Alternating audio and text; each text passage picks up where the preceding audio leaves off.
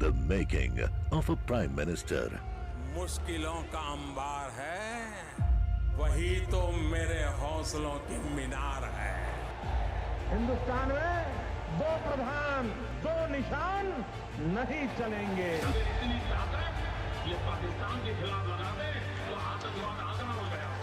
हम चुनौतियों से टकरा रहे हैं। सर्जिकल स्ट्राइक और एयर स्ट्राइक करके नए भारत के सामर्थ्य का संदेश भी दे दिया है। तुम उठो, तिरंगा लहरा दो। जननायक नरेंद्र मोदी के 20 वर्ष पुराने भाषणों पर आधारित एक बेहद लोकप्रिय कार्यक्रम। क्या कहते हैं नरेंद्र मोदी?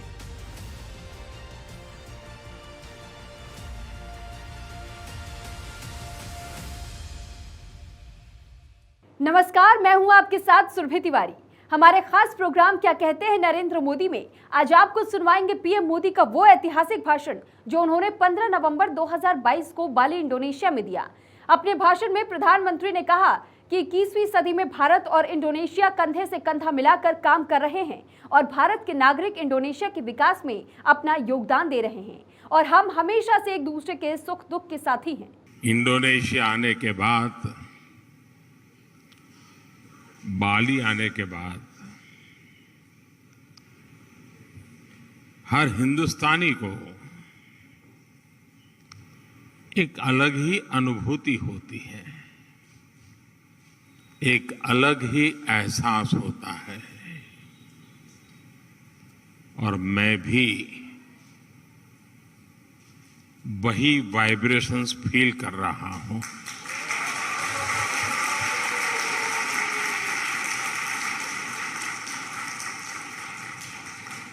जिस जगह के साथ भारत का हजारों वर्षों का रिश्ता रहा हो और जिसके बारे में सुनते रहते हो कि हजारों साल में अनेक पीढ़ियां आई चली गई, लेकिन उस परंपरा को कभी ओझल नहीं होने दिया। हजारों साल से उस परंपरा को जीना, पीढ़ी दर पीढ़ी उस परंपरा को जानना और हर पल उस परंपरा से जुड़े रहना, वहां के लोग, उस धरती एक अलग ही आनंद देती है, अलग ही आनंद की अनुभूति कराती है। आप कल्पना कर सकते हैं, आज जिस समय मैं आपसे बात कर रहा हूं, हम यहां बाली में बैठे हैं, बाली की परंपराओं के गीत गा रहे हैं। उसी समय जब मैं आपसे बात कर रहा हूं, इसी पल बाली से 1500 किलोमीटर दूर भारत के कटक शहर में महानदी के किनारे बाली यात्रा का महोत्सव चल रहा है, जिसे बाली यात्रा कहते हैं।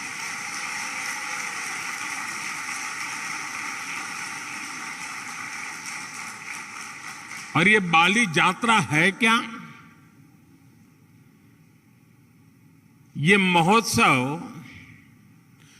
भारत और इंडोनेशिया के बीच हजारों वर्षों के ट्रेड रिलेशंस को सेलिब्रेट करता है। इंडोनेशिया के लोग इस बार की बाली यात्रा के फोटो इंटरनेट पर देखेंगे तो उन्हें वाकई गर्व होगा, आनंद होगा, उत्साह से भर जाएंगे। और कई वर्षों बाद, बीच में कोरोना के कारण जो दिक्कतें आई, उसके कारण कुछ रुकावटें आई थी, और अब कई वर्षों बाद बाली यात्रा ये महोत्सव उड़ीसा में बहुत ही बड़े स्केल पर भव्यता के साथ, दिव्यता के साथ, लाखों लोगों की भागीदारी के साथ, मास पार्टिसिपेशन के साथ अभी मनाया जा रहा है। मुझे बताया गया कि वहां के लोग ये बाली यात्रा के स्मरण में एक स्पर्धा चला रहे हैं। कहते हैं कि कागज के नाव बना करके बहाए जाएंगे और वो वर्ल्ड रिकॉर्ड करने के मूड में है। इसका मतलब ये हुआ कि उड़ीसा में आज जो लोग इकट्ठा हुए हैं उनका शरीर वहां है लेकिन मन बाली में है, आप लोगों के बीच में है। साथियों, हम लोग अक्सर बातचीत में कहते हैं इट्स अ स्मॉल वर्ल्ड, ऐसा ही शब्द है, it's a small world. Bharat और इंडोनेशिया के संबंधों को देखें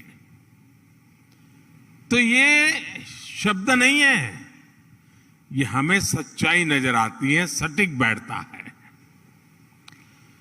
समंदर की विशाल लहरों ने भारत और इंडोनेशिया के संबंधों को लहरों की तरह ही उमंग से भरा है, जीवंत रखा है। कभी थकान महसूस नहीं हुई, वो लहरें जैसे चलती रहती हैं, हमारा नाता भी वैसा ही जीवंत रहता है।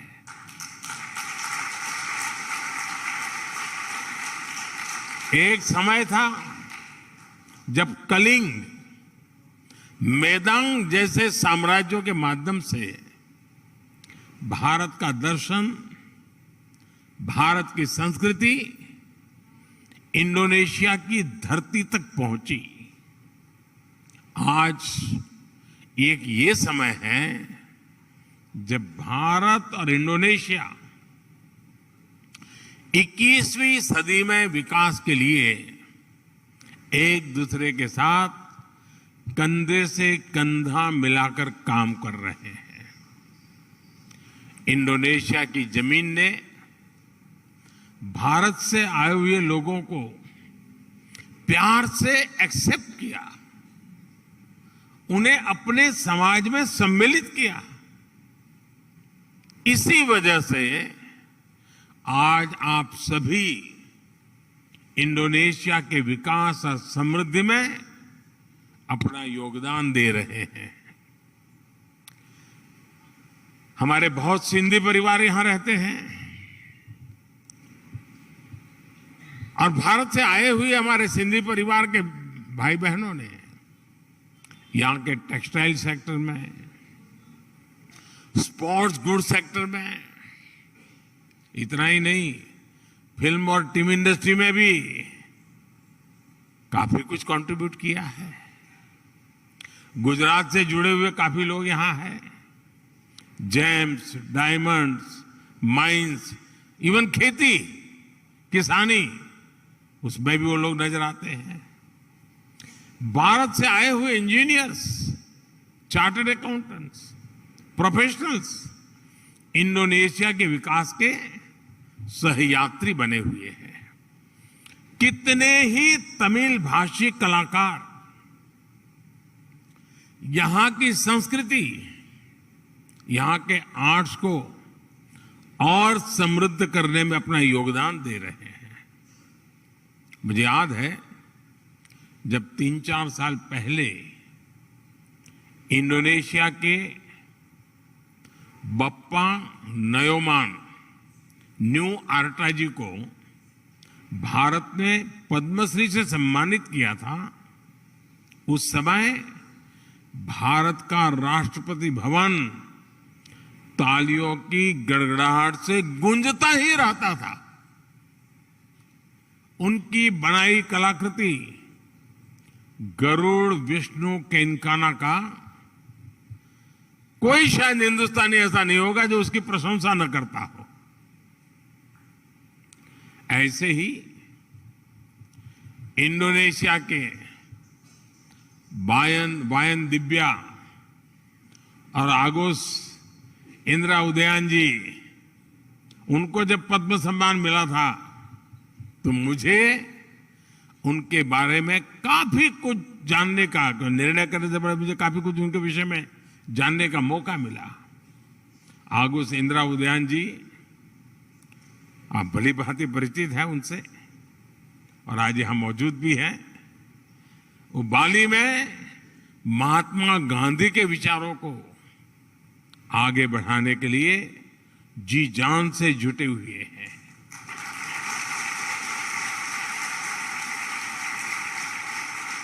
मैंने कहीं उनका एक इंटरव्यू देखा था,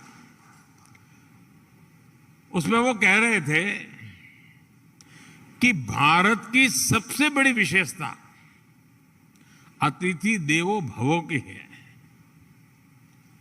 यानी अतिथि देवो भव, ये भावना जो है ये हर भारतीय के रगों में है। अपनत्व का ये भाव प्रकट होता है। मुझे इंटरव्यू पढ़ के अच्छा लगा, लेकिन मुझे एक ही बात और भी बतानी चाहिए। अपनत्व के विषय में भारत की तारीफ हो रही होगी, लेकिन इंडोनेशिया के इंटरव्यू पढ़ के अच्छा लगा, लेकिन मुझे एक ही बात और भी बतानी चाहिए। अपनत्व के विषय में भारत की तारीफ हो रही होगी, लेकिन इंडोनेशिया के लोगों का भी अपनत्व कम नहीं है।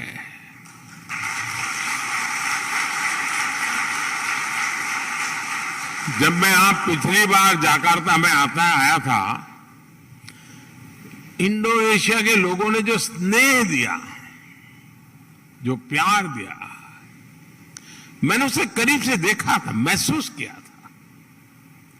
इतना मान, सम्मान, प्यार, स्नेह, अपनापन, क्या कुछ नहीं था। और मुझे याद है राष्ट्रपति जोको विडोडो जी के साथ पतंग उड़ाने में मुझे जो मजा आया था, हम दोनों पतंग उड़ाने चले गए थे, वो अद्भुत था। और मेरी तो गुजरात में संक्रांति पर पतंग उड़ाने की बड़ी ट्रेनिंग रही है। और मुझे पता है यहां इंडोनेशिया में भी संक्रांति पर खूब पतंग उड़ाई जाती है। यहां पास में, और ऐसा नहीं है कि भारत और इंडोनेशिया का साथ सिर्फ सुख का है, आनंद का है, अच्छा है तब नाता है, ऐसा नहीं है। हम सुख दुख के साथी हैं। अगर सुख में साथी हैं तो हम दुख में भी उतने ही साथी हैं। हम सुख दुख में एक दूसरे के सुख दुख को बांटने वाले लोग हैं। जब 2018 में इंडोनेशिया में इतना बड़ा भूकंप आया तो भारत ने तुरंत ऑपरेशन समुद्र मैत्री शुरू किया था। इसलिए ही उस साल में जकार्ता आया था और तब मैंने एक बात कही थी। मैंने कहा था कि भारत और इंडोनेशिया में 90 नॉटिकल मील का फासला भले हो, लेकिन हकीकत तो ये है हम 90 नॉटिकल मील दूर नहीं है, हम 90 नॉटिकल मील पास है। The making of a prime minister. मुश्किलों का अंबार है, वही तो मेरे हौसलों की मीनार है। हिंदुस्तान में दो प्रधान, दो निशान नहीं चलेंगे। इतनी ताकत ये पाकिस्तान के खिलाफ लगा दे तो आतंकवाद आगना हो गया। हम चुनौतियों से टकरा रहे हैं। सर्जिकल स्ट्राइक और एयर स्ट्राइक करके नए भारत के सामर्थ्य का संदेश भी दे दिया है। तुम उठो, तिरंगा लहरा दो।